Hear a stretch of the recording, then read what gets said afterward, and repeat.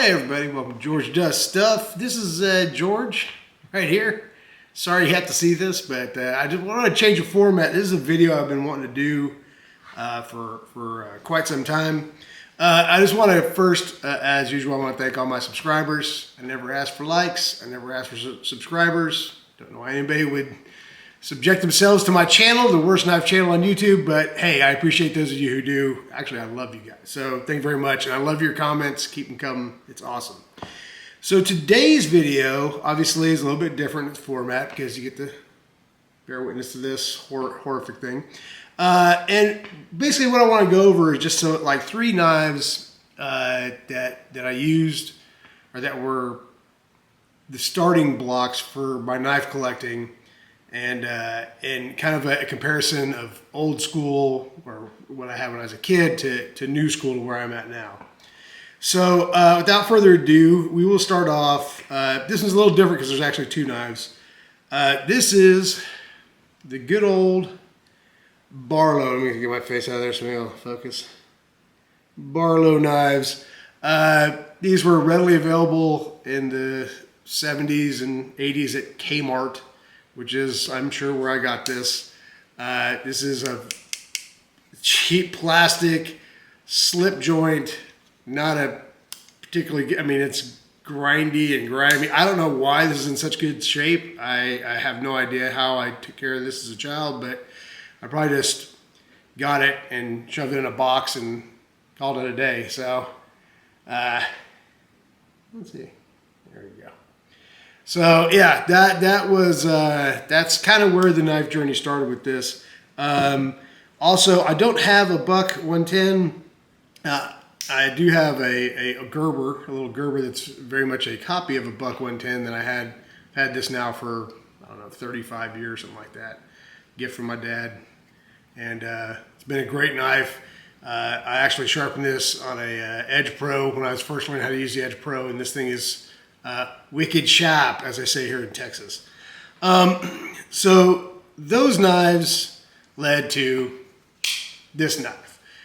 This is my EDC. I've been carrying this knife, and while it may not be new school, it is a pair of 2. I used to have a pair of 1, but I gave that away to my brother. Yeah, I mean, this knife is not even comparable to the 2 knives I showed before. It's just, you know, it's that much better. Knives have come a long way, and this isn't really comparable, but that definitely has a direct lineage to my carrying this. The next one is going to be a little bit easier to see the lineage. This is the knife that I carried when I was in Boy Scouts. I thought this was a Victorinox. It's not. It's actually a Wegener. Which, you know, still made in Switzerland, still made of stainless steel. Has all the doodads and the ho-hos. The saw that I used, this one you can actually tell that I use it quite a bit. Look at that blade there, and that puppy has been used and abused. This knife is over 40 years old. I have some very fond memories of using this knife in my youth. I just went on trips to High Adventure Camp in Philmont. Just went to Boy Scout camp every summer, and made a lot of firewood and whittled with it, or whatever I did. And that led, of course, in this world of excess that we all live in, to, well, the Champ. When you're, and this isn't even the biggest Champ, but this is one of the champions. This is the top of the line Victorinox series, and this thing's got, you know, it's got everything. It's got, you know, screwdrivers and beautiful blades that are absolutely, this has not been used ever. This is just a safe queen. I just put this in a bag, and I just kept it, and I've not used it. I actually have 2 other Swiss Army knives that I use constantly. The corkscrew, and this is one of the coolest things ever. Let's see if I can get the focus on the little screwdriver. Look at that little guy right there. I don't know why I sound like Bill Clinton when I say that. But anyhow, yeah, I mean, this is basically the end game of Swiss Army knife collectors. You know, this is it. And this one has, you know what? I just realized, I didn't even notice. That's ballpoint pen. All right. So yeah, I got toothpick, got tweezers. Your toothpick is tweezers, ballpoint pen, micro glass screwdrivers, and the most underrated thing on a Swiss Army knife that everybody, if you're a kid and you're in Boy Scouts, or if you want to have one in your backpack when you go for a hike, this. Always get a Swiss Army knife with a magnifying glass, because this will use to start fires. This isn't really made to, I guess it could if you've got a tweezer, you're trying to get out a splinter or something. This is really meant for fire starting, and it's a very good fire starter. And that's it. That's all you need, and that will start a fire and save millions of lives all over the world. And last but not least, and I think what will be kind of the most fun for everybody, not that Swiss Army knives and paramilitary twos aren't fun, but this is kind of the I don't have a lot of fixed blades, but the ones I do are very special. So this is from the 80s. This is my Gerber BMF.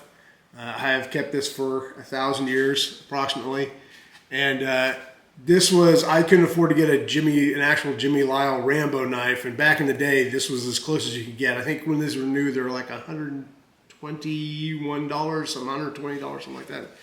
If I can find a price, I'll pop it up, and if not, well, I'll live a life of mystery.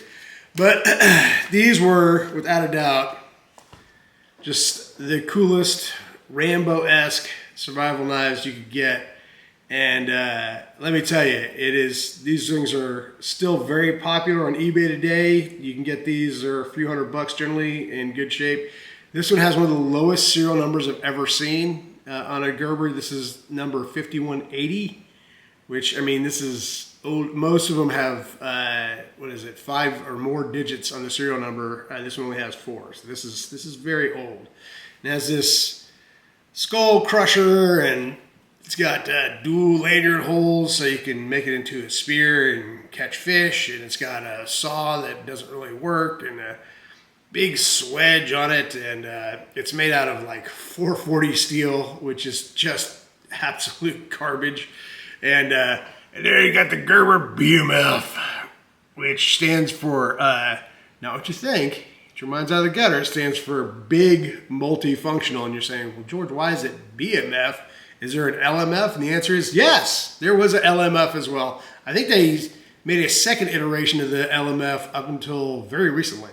But it was nowhere near as cool as this. And of course, for those old folks like myself who know about this knife, you can't close the sheet. There we go. Snap it in. And it has all your carry-all crap on there.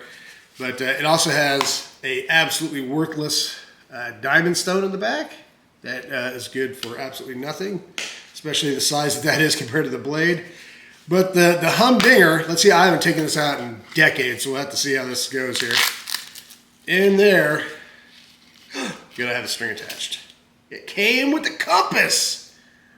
Because, man, it's actually not a terrible compass. Let's see if it points to north.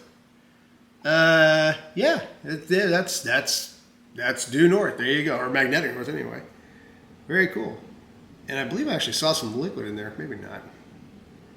No, it's just some scratches on there. But yeah, very, very, very cool compass. Very cool knife. Definitely not a knife that I would depend on if it was my only choice. I'll fix that later. Unlike this next knife, because this is an evolution, so that's where I started, and this is where I'm at now. And you guys may have seen this if you're a subscriber. This is my Work Tough mountain lion, which I absolutely would trust in my life. This knife is just a big, beefy, I believe it's K329. So we get her in focus there. These things come from Taiwan. They're manufactured in Taiwan. If you've ever seen Choir Boy Outdoors, who I love, old Scab over there, this knife these knives are just tough as nails. If you ever see Joe X, he has a review of one of their knives called the Aries, which is a much bigger, much beefier knife than this, that he literally had to shoot with a gun to kill it because it was absolutely indestructible. These knives are very, very sharp, probably sharper than they really need to be when they come from the manufacturer. They have a mirror edge on there, which I may or may not be able to get into focus. Hopefully you'll be able to see it flashing in there a little bit. Let's see. Yeah, I don't know. Maybe you guys saw it, maybe you guys did. But anyway, they're nice and thick, full tang. I love the fact they have a hidden lanyard hole in the back. Kind of looks like a hog nose. There you go. All right, you maybe got to make pig noises.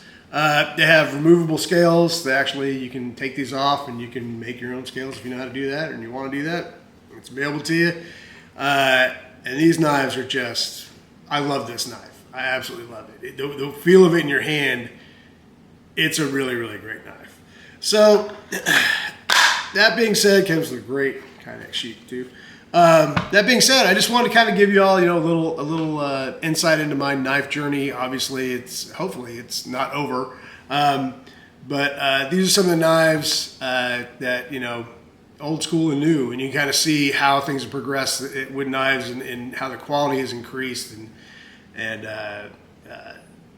the manufacturing abilities are much higher than they used to be.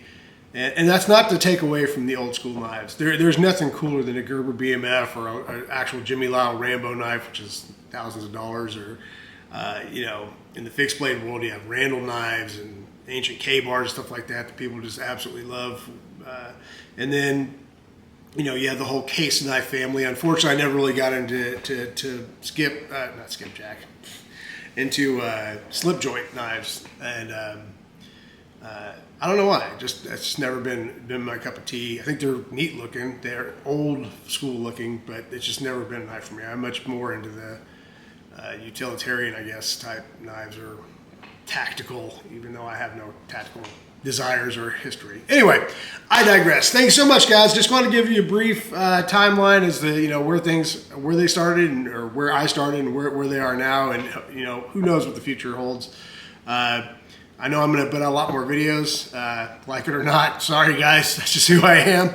And I enjoy this too much. And once again, I want to thank you all for watching, and I'll talk to y'all soon. And hopefully you like the new format. If you like, I don't think it's going to be permanent, but if you don't mind seeing this whole thing, let me know, man, because I'm not afraid to show this face occasionally. Anyhow, I hope you guys have a great day. We'll talk to you soon. Bye-bye.